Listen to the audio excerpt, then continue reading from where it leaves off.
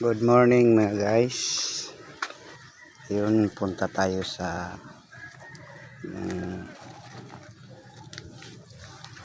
gawin kong culture na bubuyog. Gusto ko na imunin ko yung doon sila ilagay na ko sa ginawa kong kahon dito. Yan ang ano, doon sila sa buho sa ilalim ng poste at ginawan sila ng itong hose. Binutasan ko at dito ko sila pinadaan sa hose na to para pag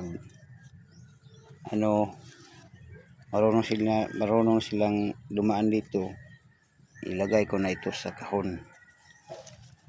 Doon sila sa silid.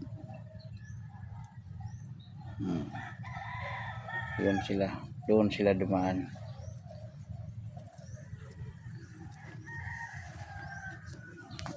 I-culture ko sila, yung mga bubuyog na yun, yung maliliit sa amin yung tawag nyo na bubuyog ay cute. Ilipat ko sila doon sa aking ginawa na kahon. Dito ko sila ilipat. May ginawa na akong kahon. Dito ko sila ilipat sa kahon na to.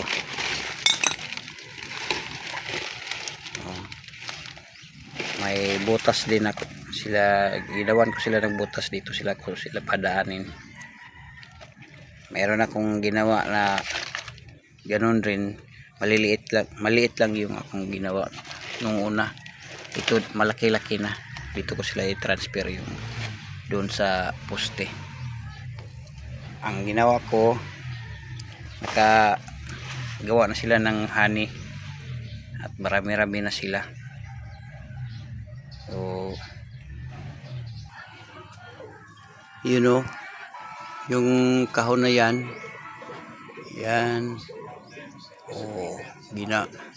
may bubuyog na yan sa ilalim, may honey na. Yun ang una kong ginawa. Linagyan ko ng hose at pinadaan ko sila dito sa kahon na to, at pag labas nila dito na sila lumalabas at nasanay na sila na dito na sila manirahan. Yun, kinukuha ko na, nilagay ko na sa aking bahay. Yun ang bahay ko, hamakan lang. So may honey na yan mga